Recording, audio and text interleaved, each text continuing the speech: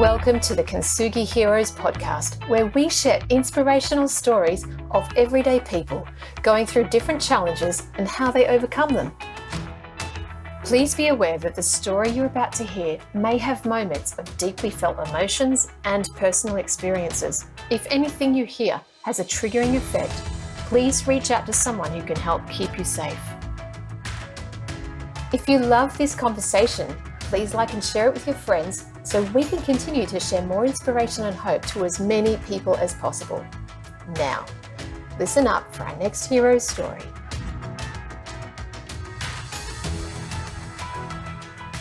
And in this episode, I met with Michael Hughes and heard his very eloquently spoken story of what it is to be the husband in a couple who can't have children, and what a journey he and his wife went on. It really opened my eyes and my heart opened so much more after hearing his story. He tells it through the lens of the husband, a male's voice. And often we hear these stories from the female, the mother, and as he says, that's his wife's journey.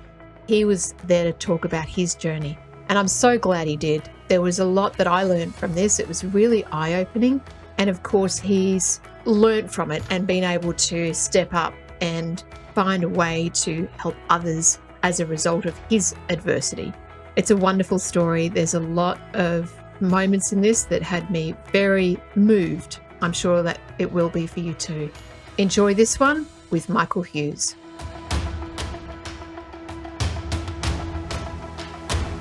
Well, here we are. It's another episode, and I'm here with Michael Hughes. Michael, thank you so much for joining me on Kintsugi Heroes. Look, it's great to be here, and I'm privileged actually to chat with everyone. Thank you. I feel honoured. Every guest that comes on, I feel honoured and grateful. So it's very mutual. Well, this is about your story. So how about you take us back to where your story begins? Could you describe where it begins, wherever you need to start, and take us there? Okay. It starts, probably won't tell you the date, but it starts when we were, or my now wife, we were 16. We met, and just like any other couple, you know, once you know this is the one, you plan a life together, and so we were no different. I remember early on, Vicky, my wife, saying that she said, "Doctor says I might need some help having children." And we were very young, we were very naive, very, we weren't very worldly at the time. We were quite young, and we didn't understand exactly what that meant. Now I look back, and then we just thought, "Oh, okay, yeah, we'll worry about that when the time comes." So we get to 25, and we decide we've got married, and now it's time. Now it's time. Just a little funny anecdote is that my wife would have started when she was 18 or 19, but my parents always drilled into me, "No, that's too early. That's too early." So anyway, we got to 25, and we thought we'd have children, and so what that statement about needing help is that my wife has polycystic ovaries, and look, she's happy for me to mention this. It's part of, you'll understand, it's all part of our healing, so to speak. And so, what that meant was that we had to then follow the assisted medical reproduction. I think that's one term. A lot of people will understand it as infertility treatment, which usually finishes if you're not successful through the different steps, because there are many, and it will probably be a bit too much information to tell you what they are, but most people will understand that at the end of it there's IVF, and we jumped through all the hoops to try and have children, and we got to IVF. And so we started to, again, journey along that route. By this time, we were in our early 30s, and so it was very important that we hurry up, because yes, the biological clock does tick. There's a lot of complications that come along with that.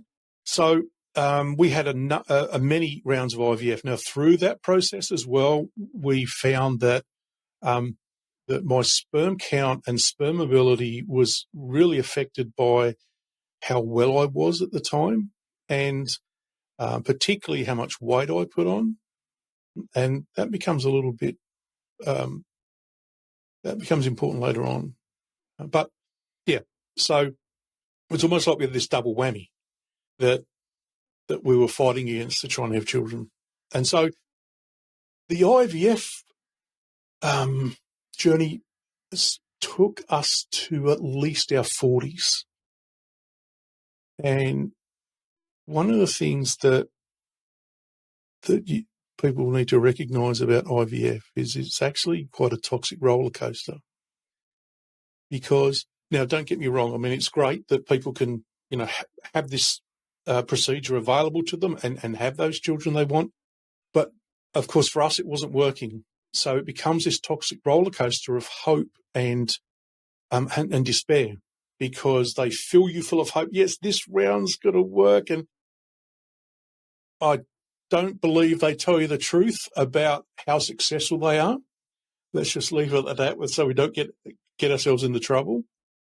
But yeah, so you get filled with all this hope, but then the despair that comes along with that when it doesn't work is very deep, and it gets deeper and it gets deeper.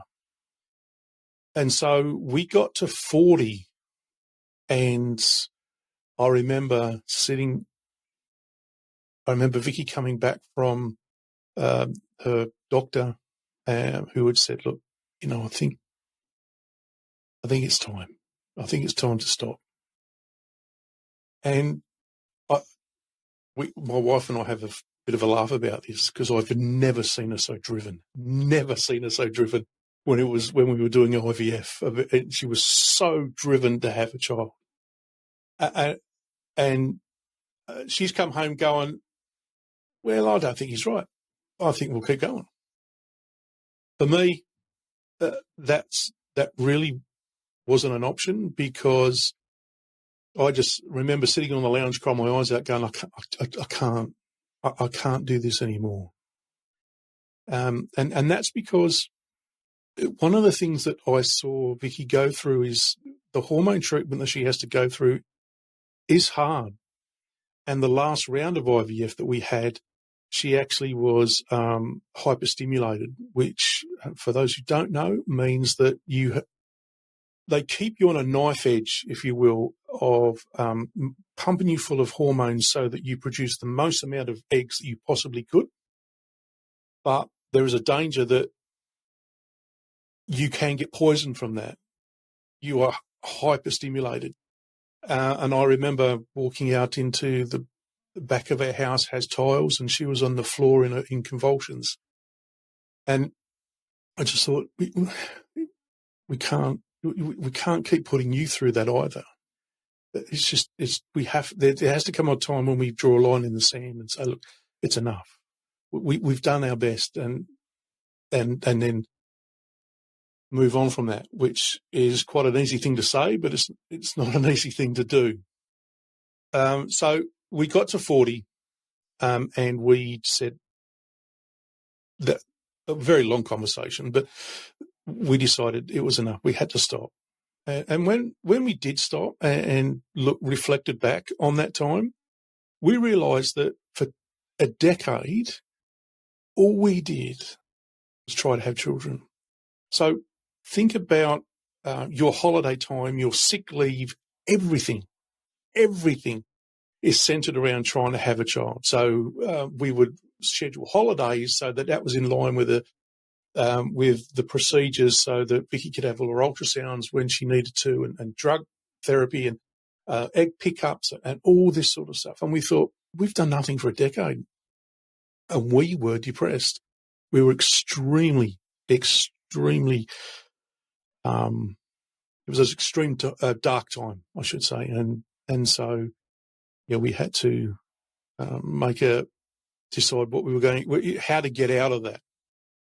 The beginnings of that was we sold some shares that we had and just went around the world for 12 weeks, which was great. It took you out of this house, and this is the same house that we've always lived in, because there's no point trying to get bigger when there's only still the two of you. But the problem is this house holds ghosts. It holds baggage of those times where Vicky would have miscarried, or we had the news we didn't want to hear. So when we went overseas, that was great. We were away from all of this, and it was fantastic. And we loved it so much we did it again the next year. And but what it didn't do is it didn't take us when we come home. All that baggage and all that, all those things I was talking about are still there. All those ghosts, as we like to say. And so it took us a decade to get through that, to become comfortable with our life. There is and there are many things that happen within that time. There's things like what they call the friendship apocalypse, where all those people around you are having children, and that's the way our society works. Just like having children changes your life, not having children also changes your life, because some people find it hard to deal with you. We find it hard to go to children's birthday parties, as an example, because it's a reminder, it's a trigger of what we don't have. And when all the parents are around, talking about their children, and it's a tough time to be around, because you feel like a third wheel. You just feel awkward, and of course there's that trigger that you may get swept up in the emotion, the positive emotions on the day, but it's when you come home, just the two of you, that it really smacks you. So we chose to say, no, we're not going to go to those. And as much as we were overt about this and told people why, a lot of people didn't understand. They didn't get it. They just, you've got to get over this. You've got to, you've got to get over this. It's going to kill you. They were actual remarks that we've had from our family, not, how can we make this easier for you? How can we help you still be part of the family? There was nothing like that. So, and we are not the only ones that experience this, because this is rife throughout what we call the childless community. And so, for me, a psychologist once said, I've got this thing called white knight syndrome. Well, I need to fix everything. I laugh, but it's probably a bit true. But so for me, I wanted to make a difference. I thought, well, let's not have other people like us have to go through this. And so we tried to find support groups and things like that to try and find people just like us. And what we found was so both amazing, but at the same time so sad, because some of the stats that get brought up now are something like 1/5 of women will be childless. Now think of it, 1/5, 20% of all women will be childless. And that means that there will be people in your sphere of, and not just you, Lifeline, but whoever's listening to this, there will be people in your sphere of influence that will be childless.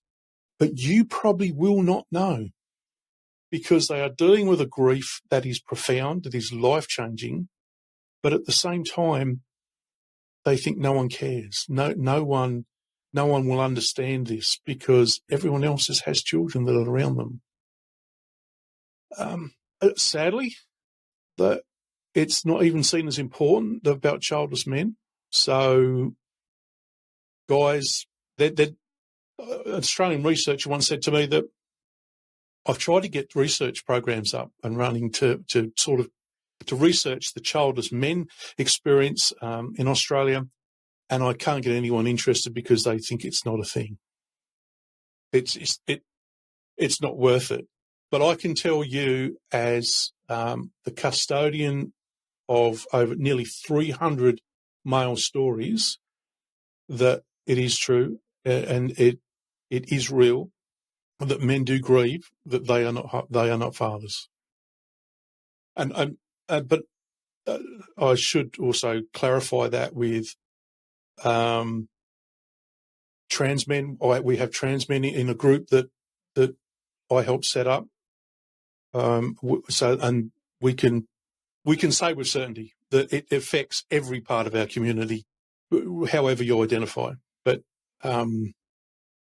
so yes. So what does that bring me to? So that brings me to trying to make a difference. So one of the things that we did on one of our trips overseas is we had the opportunity to go to Shepherd's Bush in the UK, in London, where there was it was called Fertility Fest. And there was a day there that was dealing with people who were childless. You know, what happens when fertility, you are infertile and it doesn't work. And my wife looked at me when I said that. She goes, "Are you crazy? What the, why? What are we going to do this for?" No, but there is a day for us. There's a day for us. Anyway, what that did was we went to a few presentations on the day, and it got us connected with our community. And one of the things that I still remember, and hopefully I don't tear up when I say this because I always do, is after the last event of the night, we was all around in the bar chatting, and we, with many people, Steph Phillips, who's a lovely lady in the UK who started something called World Childless Week, and she has, it's about obviously educating the world about what it's like to be childless in this particular week. And many, many other women. Berenice, who I now do a podcast with, who else is there? Many, many people. So we've all had a bit to drink, and we've gone outside, and of course, everyone's looking for something to eat by now.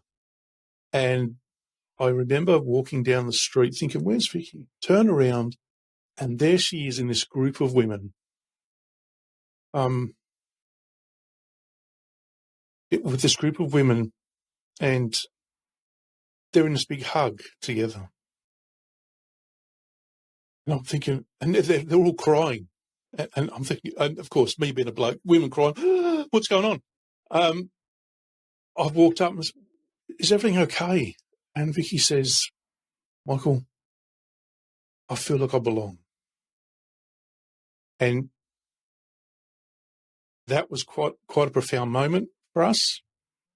And so that put me on a trajectory where I thought, right, that's it. I'm going to do something about this. Vicky, my wife, doesn't have. I need to be careful how I say this, but she's quite empathetic, and so she finds it really hard to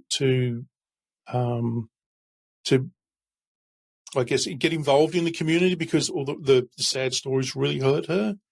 Whereas I tend to look at it from a different perspective and think, look, let's make some change. And that's no secret. We're both very vocal about that. And so I decided I'm going to start a blog about the male childless experience. There's lots of lovely, beautiful women out there who are blogging about it as from a female's perspective, but us guys, not too many. I think I might have been one of, I don't know, a handful. It was started actually. It was Mother's Day, Australia. It was Mother's Day in Australia, 2016. We were on another overseas trip, and I'd seen an article by Bianca Dye, who's a radio presenter in Queensland, and it talked about, she's been very open about her struggles of trying to be a parent, And she talked about why Mother's Day hurt so much for her. So I read that and I thought that really spurred me on to write the blog as well. And that was on the side of the I-10, just outside of Quincy in northern Florida. It's funny how the world works, isn't it? So, I wrote my first blog and was able to share it in some of the support groups that I'm in. It was very well received. Now, don't get me wrong. Don't get too excited because I failed English miserably. So, but I thought, let's do it anyway. And so that blog got me to be noticed by World Childless Week, and Steph asked me to become a ambassador for World Childless Week. And then I've been asked to speak about the male childless experience. I was interviewed by the ABC some time ago, and the journalist was fantastic, great, really listened and got to the point of, my experience, and I was really, really thankful for that. But I can tell you what, people are brutal in the comments. Absolutely brutal. And so this is a really good example of why the childless find it really hard to speak out, because, some people just, shocking.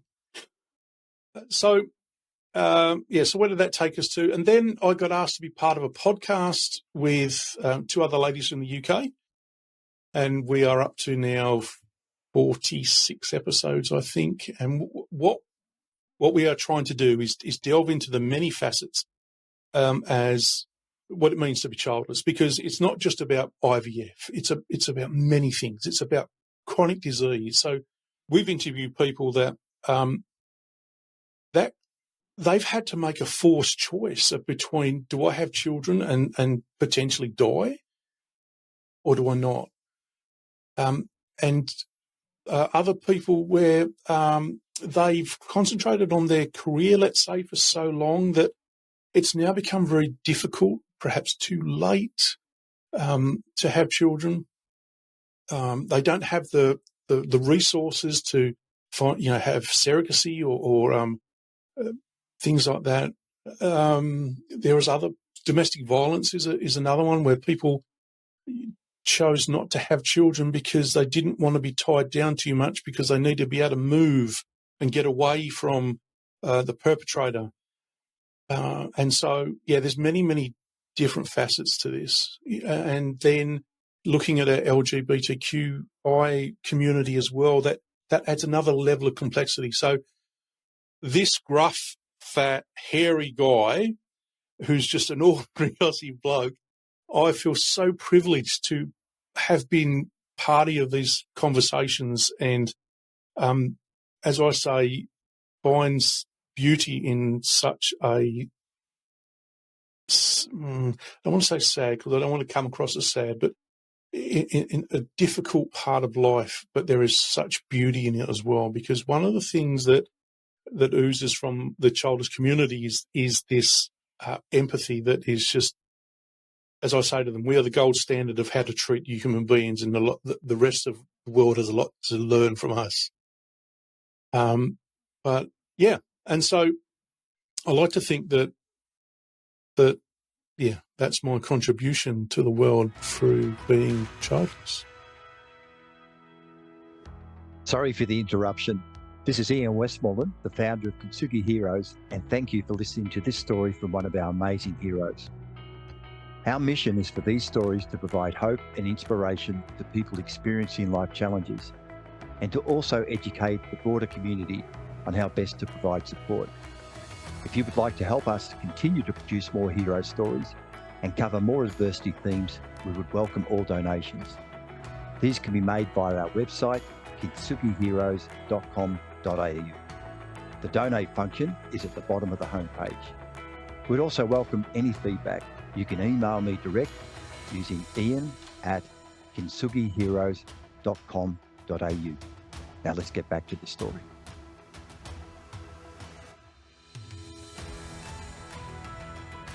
Ooh.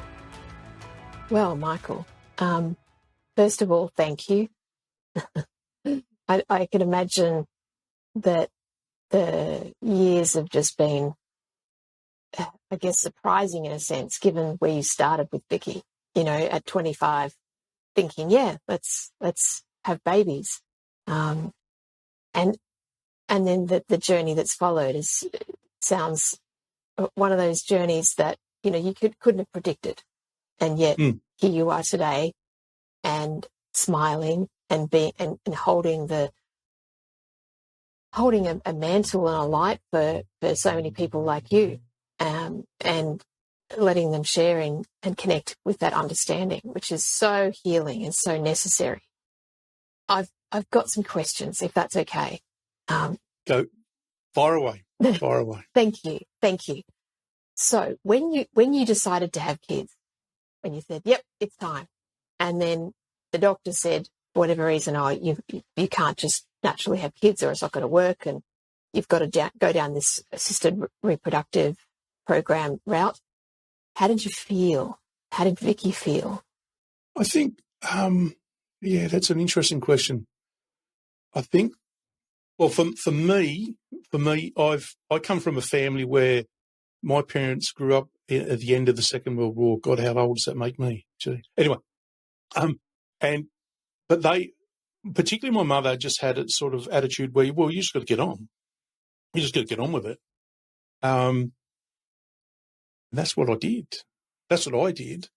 And then, we listened to, we listened to the doctors and the fertility experts saying, oh, yeah, we've got a 90% success rate. Yeah, we've got a really, really good chance. So, of course, you hook onto that. You hook onto the really good chance.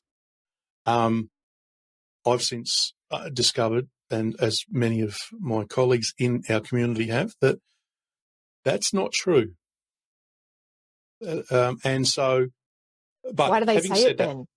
Is that part of the spiel, to just hook you in to, or do they want to keep you in a positive state of mind? If you're asking me, yes, they do that to hook you in. And look, I don't think it's from malice. I think they are an industry.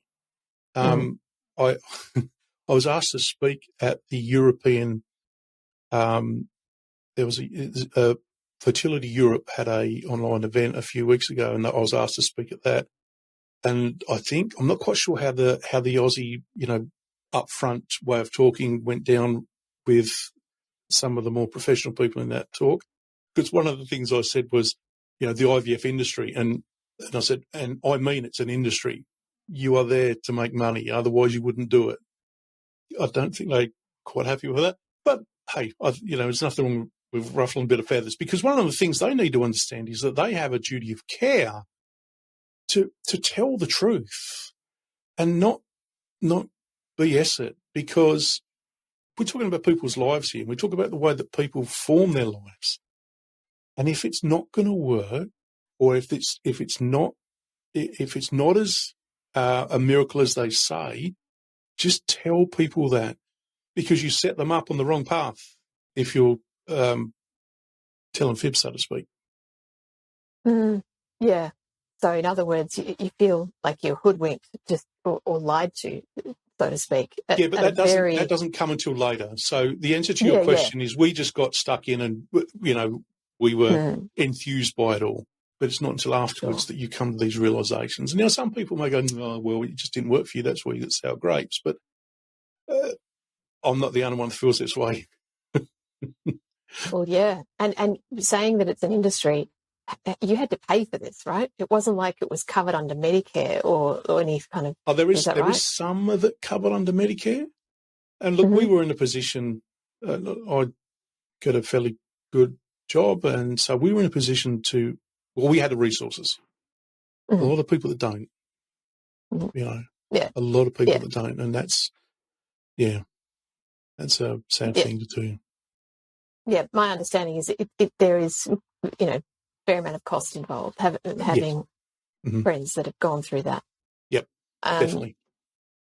When you started to go through it, did they give you any extra resources, as in, here's a support group, or here's other things that we recommend you do let's look at nutrition. Did they give you anything else, or was it No, just the program?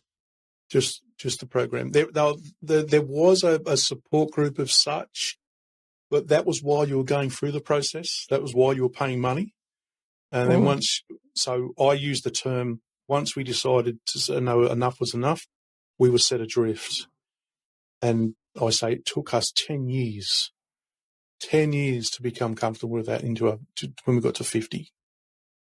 And this is where I get a bit of a bee in my bonnet about the IVF industry. You need to take responsibility for what you have created, because you're selling the dream. It didn't work. Now take responsibility for what you have created in that respect. It's really sad because, this is it's a fundamental aspect of its life, right? We're talking about life here, creation of life. And you were not given the ability to have that. So given it's such a mammoth, impactful thing, surely this is coming from someone who has not had to go through that, right? So there's a bit of naivety, but I'm quite aware that it's an industry. I look at that and go, well, given it's such a mammoth and impactful process and part of life, surely there'd be some kind of support that they would give you emotionally, mentally, psychologically after the fact, given you've just spent how long going through this, having your dreams constantly built up and then squashed and then it's all over. This is a recipe for, mental health disaster. Oh, yeah. There's many people that do not survive this. Be it a relationship or, and sadly, there are people that contemplate life is now not worth living. The lady I do a podcast with, Berenice, she's been very open about that, so I can say that she thought about that.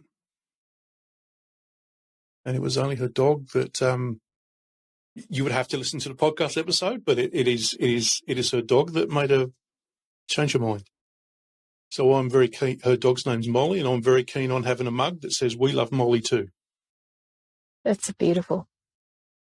What you've described is another. Well, it's a very strong use case from a community and a society perspective to have something built in. It's like humanity, connection, understanding, that creates the healing.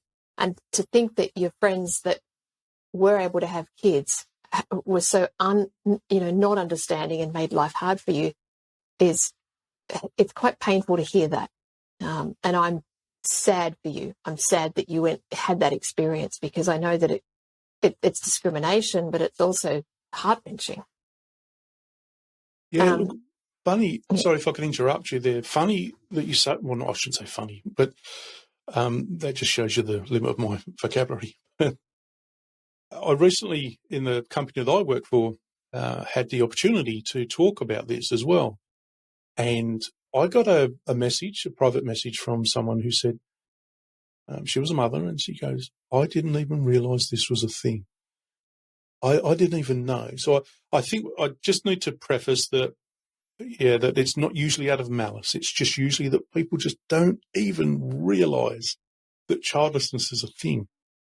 And this is one of the things that one of the reasons why I'm very passionate about being vocal is that the whole conversation can sometimes get hijacked by people who identify as child-free. Now, please, I just want to say that child-free people have made a sound decision about their life where they don't want children, which is their right to do. But unfortunately, everyone else seems to think, well, if you don't have children, you fall into that bucket. You chose not to have children.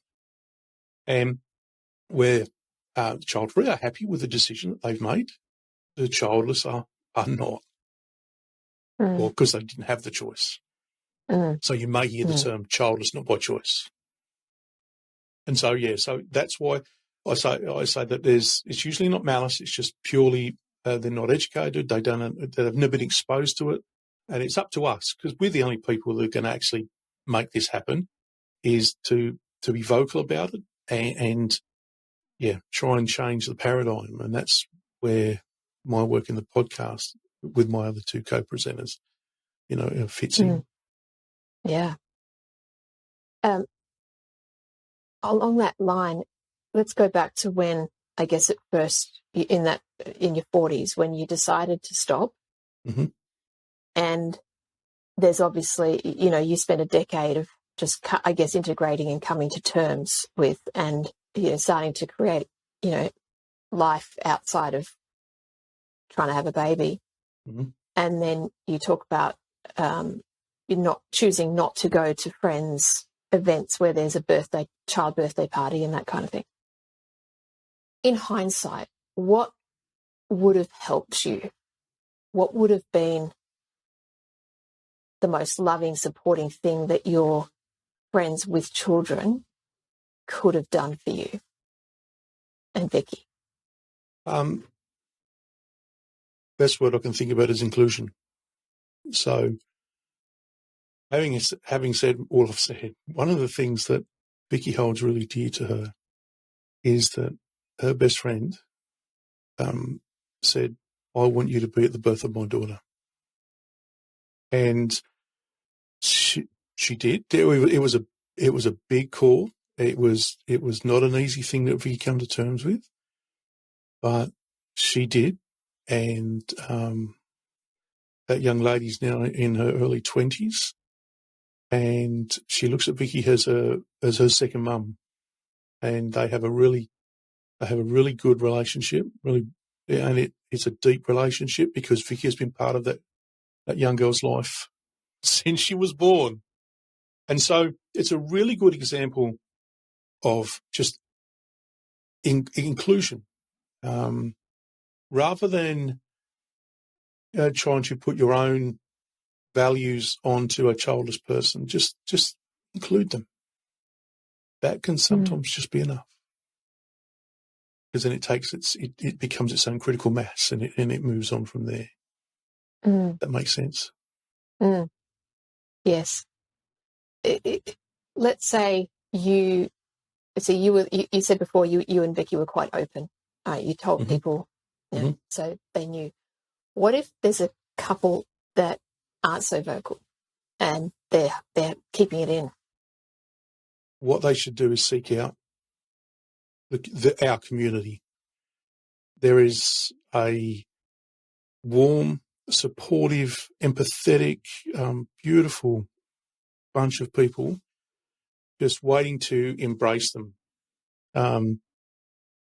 But you're going to have to seek them out, because there are people like me and other people around the world that are quite vocal.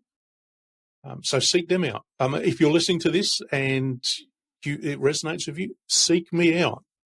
You will find me on social media. If you put Michael Hughes Childless, I'm sure I'll pop up somewhere. And if you see a chubby guy with a grey beard, that's me. And because sorry, I'm just now going to waffle. I'm going to stop that. But I think that's the best point. Seek out the community, because there is a wonderful one just waiting to embrace you. That's nice. How did you and Vicky survive the first 10 years after stopping the IVF? Holidays. And that's not a tongue-in-cheek thing. That is fair dinkum, as we say. We went on. I really can't tell you how much money we spent on holidays. But again, what it does is it takes us away from here. It takes us away from those, because the ghosts will always be there. But new experiences around the world is something we hold quite dear, because there'll be memories that'll last forever. And we also did a good decade on the psychologist couch as well. We both have to deal with some childhood sexual abuse and other things. And again, I'm allowed to talk about that on behalf of Vicky and I. So what that taught us through that whole journey was how to talk about the right things. And look, don't get me wrong, it's still hard sometimes, but we're skilled up in that, knowing that if we can talk about the right things, we're getting to the root of a problem. And because I can tell you there are some people out there, and I'm a cis male, so I just need to preface that most of my experience is with heterosexual couples. And I can tell you that I know many who don't actually talk about what it's like to be childless within their own couple. So, and that's another, so Vicky and I were lucky in that respect that we got that help, we got that support, we learnt from it, and that's also been part of that as well. Did you have separate counselling, or was it together, or a bit of both? It was both, yeah. Depending on, we were really, so one of the things, if you are childless and you're looking for support in that way, one of the things I would say is be very picky with who you go and see, because not every therapist is going to be able to resonate with you. We were lucky. We found a lovely woman who understood grief and trauma. She had lost her own husband. She had lost her own daughter. And so, she was trauma-informed. But there are many people out there who aren't, so just be picky. Having said that, I can put you onto some people that also are therapists in that area as well. That's beautiful. Very, very helpful, Michael. Thank you so much for that. Lastly, I'm really interested in, I know we've just talked kind of about the healing journey, but I'd like to just go back to the moment where you both realised it was over. You talked about how you said to Vicky, no, I don't think I can go through this again. What was it like for her the moment she accepted and dropped that drivenness to keep trying? What happened with her? How did she pivot? I think it was a long process for her. And look, she'll still tell you now that there'll be times when she'll go to in the shower and have a thought, and she'll be crying in the shower. You're 55. So it was a longer process for her. For me, at that particular time, it was sort of that's a weight off my shoulder. But for her, it was a much longer process, because she firstly had to come to terms with, we're going to stop. She had to come to terms with my point of view that didn't sit with hers. She still had that drive, and it took quite a while for that to wean off. Wean off, probably not the right word, but it was a long process, and we still were going through some therapy at that time as well, which helped. But it wasn't an easy decision. It wasn't hard. It wasn't easy for her, because one of the things that she said was, I don't want to ever look back with regret and go, I didn't try hard enough. But once we began talking about it, we had to take lots of things into consideration, like our age, the doctor's advice. I mean, they're not all bad, are they? I mean, there's doctors are good people, but we did listen to some of their advice where they said, look, there's going to be a bigger chance, if it does work from this point on, it's going to be a big chance that your child will have a disability. Is that something that you can handle? And these are the sort of things that we talked about, because could we?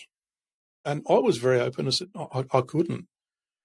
Vicky was very open and said, I could, no problem. because and one of the things that this whole process has taught us that parenthood is seen very differently between Vicky and I. I mean, there was the drive and the yearning was there, but we have different views and we get different things. We believe we would have got different things from it. Yeah. And so, we went through, we started to look at it from a logical perspective and thought, well, okay, look, let's say that we get to 45 and we have a success. Could we deal with the stress of knowing that are we going to have a child with disability? That child will be 15 and we'll be 60. Mm. That I remember a conversation with one of my neighbours. He was in a similar situation to that, where that had a child who had some severe disabilities, and so that scared them from having another child. But then, as they become to manage their life better, they did have another child. I think he was 50 and he had another child, or they had another child. And he says, I can't keep up. It's killing me because I don't have that energy anymore. So these are all the things that go into that not easy decision. No. You raise so many very practical, wise and real points that, many couples that do have kids never talk about. They don't even get to those kind of levels of topics of conversation. And there's other things which I've become now exposed to, is that the resentment that actually builds in the child as well. So I was watching an SBS doco about children late in life or women who had donors, and so they're adults now, but they don't know who their fathers are, and so they actually they're resentful to their parents because they felt that they didn't have the childhood that everyone else had because mum and dad were old. And so, these are all the things that come into that decision making. Oh yeah, and they're all real, and it's great that you're talking about these things and bringing them out into the light. And wonderful to hear that you've got the podcast that you're doing with these other two ladies. So for anyone who's listening who is going through this or is childless, I think definitely have a look at Michael's podcast and seek that refuge of that support group and the network of people that understand you. One of the other things too, it's really weird. I don't normally talk about myself, but haven't done for the last 50 years. We also have a support group for specifically for males as well. So where we knew that I do this with a couple of guy in Melbourne, another guy in the UK. We had a guy in Latvia and a guy in Zimbabwe that we admin this group, and we realised that there needs to be a safe space for childless men to express how they I would say express how they're feeling, but what it's turned out to be is a place where obviously they can seek support from people who understand them, but also a place where we can develop a vocabulary. Because one of the things about the childless is that because we don't talk about it, because we don't come together, because we're not this critical mass, we feel that we can't sometimes express how we feel because we haven't explored the language of what it means to be childless. So, the men's group particularly, that's one of the things that we do. That's really powerful. Well done. Oh, thank you. Michael, I just want to thank you for coming and sharing your story, your journey. Oh, man, I mean, I'm just putting myself in yours and Vicky's shoes, and I just hats off to you for surviving it, for being such warriors, and for coming through and finding a way to give back to others and the way you're helping others. And I love that you've, found your place, found your tribe, and you've got a smile on your face. And it's so much joy and so many positive things that obviously have come out of this. And it's a touchy subject. It's hard, and for people that have children that don't understand, I think it's really important that they listen to this, and hopefully they are, and they're starting to understand what it's like for people who, like yourself and Vicky, who can't have children. So I just want to thank you for the work you're doing and for creating the awareness and sharing your story today. Oh, look, I'd thank you so much for allowing me to talk about this, because it is a subject that not many people want to listen to. And so, yeah, any chance we get, we grab it with both hands. And so I'd like to thank you for giving us the opportunity. You're welcome. I do have a final question for you, Michael. And that is, if there's someone listening to this right now who might be going through IVF or is struggling to get pregnant or has figured out that maybe it's not going to work, or, or it's their brother or sister or friend that's going through it, is there something you'd like to say to them? Yeah, I'd just like to say that the best support, so for those who are experiencing it, seek out the community. So if you've come to that point of acceptance, because it'll be really, if you've come to that point of acceptance where you think it's not going to work, then seek out the community now. I know it's tough, and I know it's painful, but just listening to or reading about other people's experiences will make you feel so less alone, because it is a lonely, lonely journey when the world around you is focusing on family, and the government are focusing on family. Every budget is about family, and you feel so isolated. And because of those things I talked about earlier, seek out the community. You'll be warmly welcomed. And for those who have people in their family that are childless, the best thing you can do is not tell them what to do. It's just listen and say, tell me. I want to listen to you. And so help me understand what life is like for you. So simple, and yet that's the essence of true compassion and connection and being of service to our fellow human. Certainly is. Beautiful. Yeah. Thank you, Michael. It's a path less travelled, I should say. I was about to say, but it's a journey that has brought you to where you are today, and I just want to, again, honour you.